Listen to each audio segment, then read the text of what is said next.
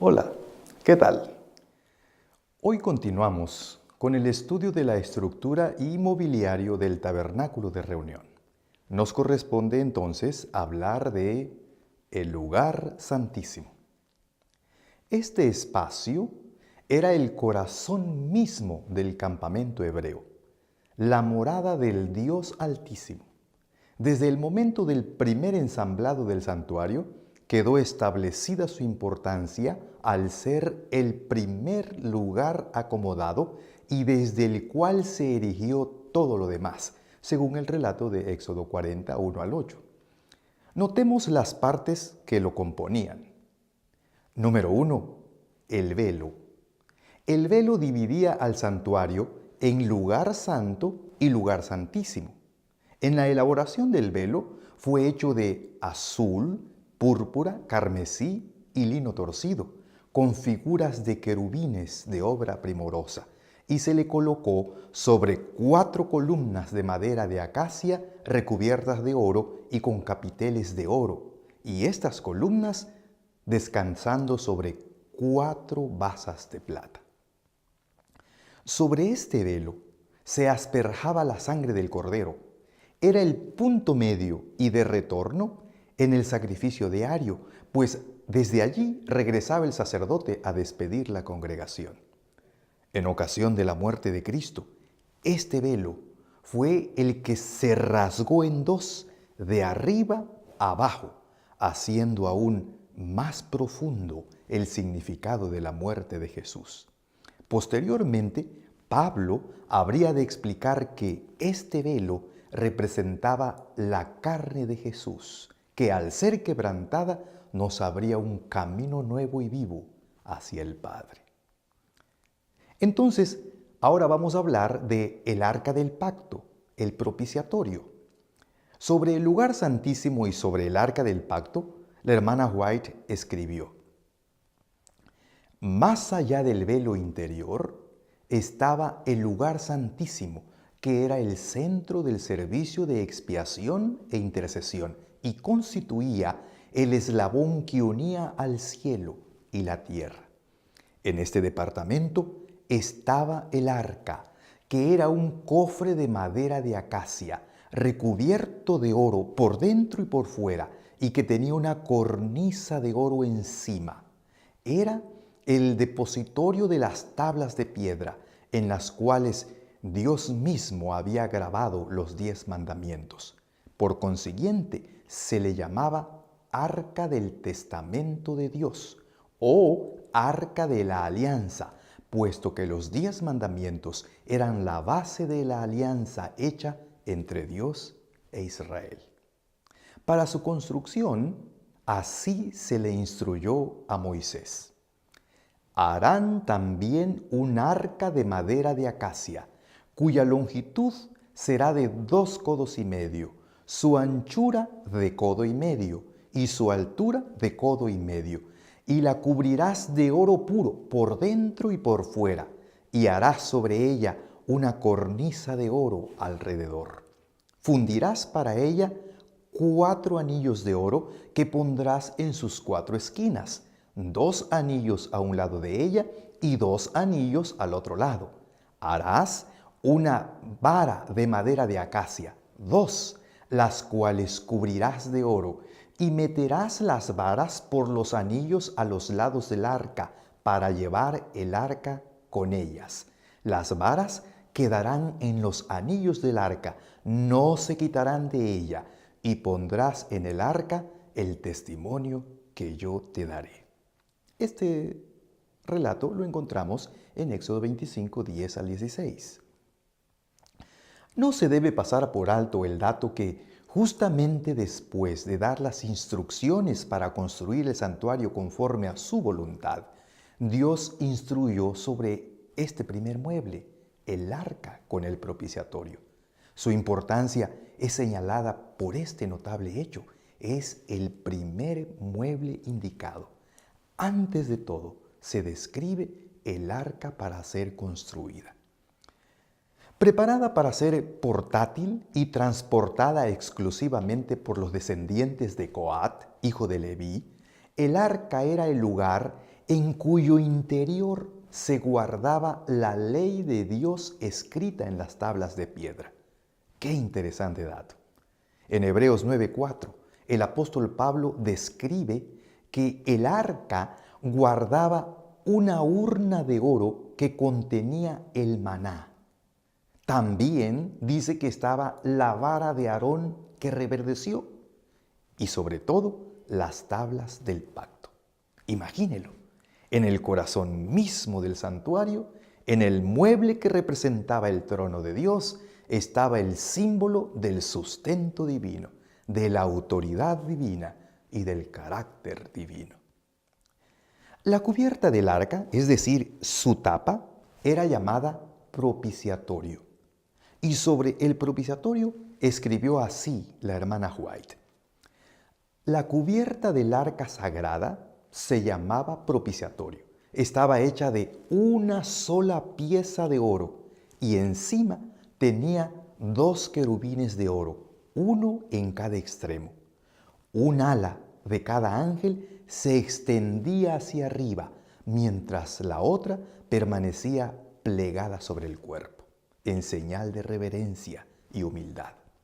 La posición de los querubines, con la cara vuelta el uno hacia el otro y mirando reverentemente hacia abajo sobre el arca, representaba la reverencia con la cual la hueste celestial mira la ley de Dios y su interés en el plan de redención.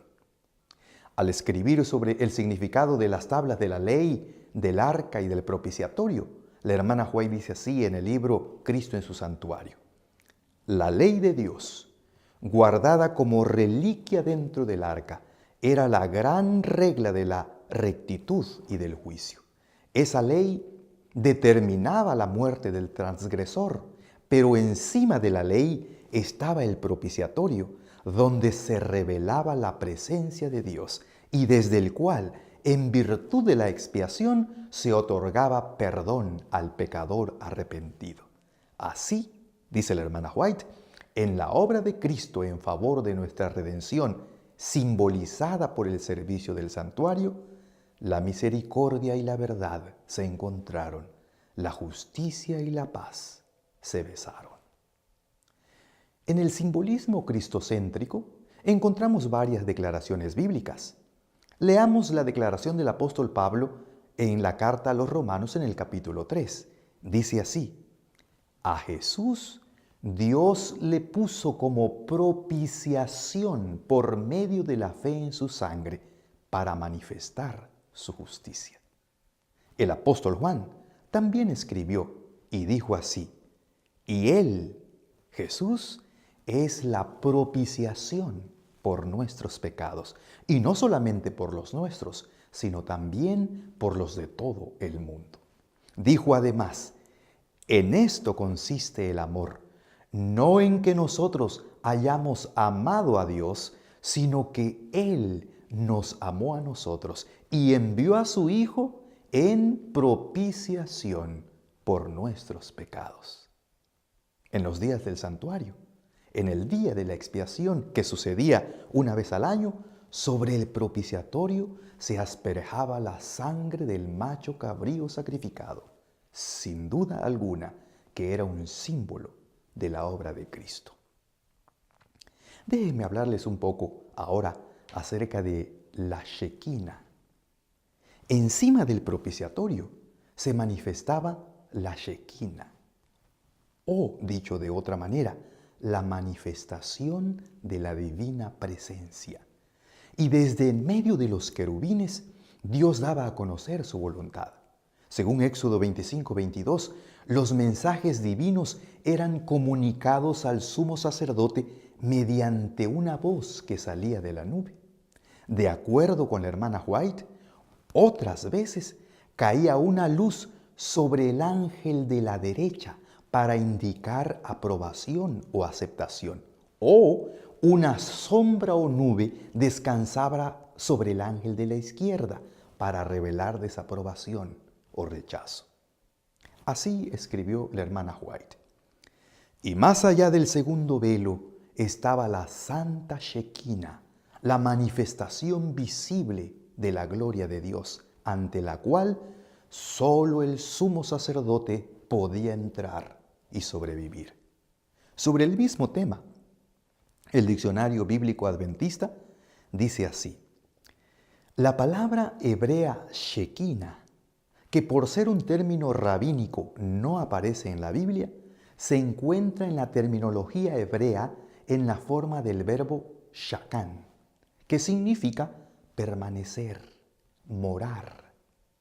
Shekinah se refiere a la presencia o cercanía de Dios a su pueblo. En la Mishnah, producida en el siglo II después de Cristo, la palabra Shekinah aparece solo 2 veces, una de las cuales constituye una declaración muy interesante, ya que recuerda algunas palabras de Jesús. Dice así: si 2 se sientan juntos y se pronuncian palabras de la ley entre ellos, la presencia divina, es decir, la Shekinah, está entre ellos. Como clímax, reflexionemos en un párrafo de la hermana White. Dice así: mediante la nación escogida, Dios había querido impartir bendiciones a toda la humanidad. La viña de Jehová de los ejércitos, declaró el profeta, es la casa de Israel, y los hombres de Judá, planta suya deleitosa. A este pueblo fueron confiados los oráculos de Dios. Estaba cercado por los preceptos de su ley, los principios eternos de la verdad, la justicia y la pureza. La obediencia a estos principios debía ser su protección, porque le impediría destruirse a sí mismo con prácticas pecaminosas. Como torre del viñedo, Dios puso su santo templo en medio de la tierra. Cristo era su instructor. Como había estado con ellos en el desierto, seguiría siendo su maestro y guía. En el tabernáculo y en el templo, su gloria moraba en la santa Shekinah sobre el propiciatorio. Él manifestaba constantemente en su favor las riquezas de su amor y paciencia. El propósito de Dios les fue manifestado por Moisés y fueron aclaradas las condiciones de su prosperidad.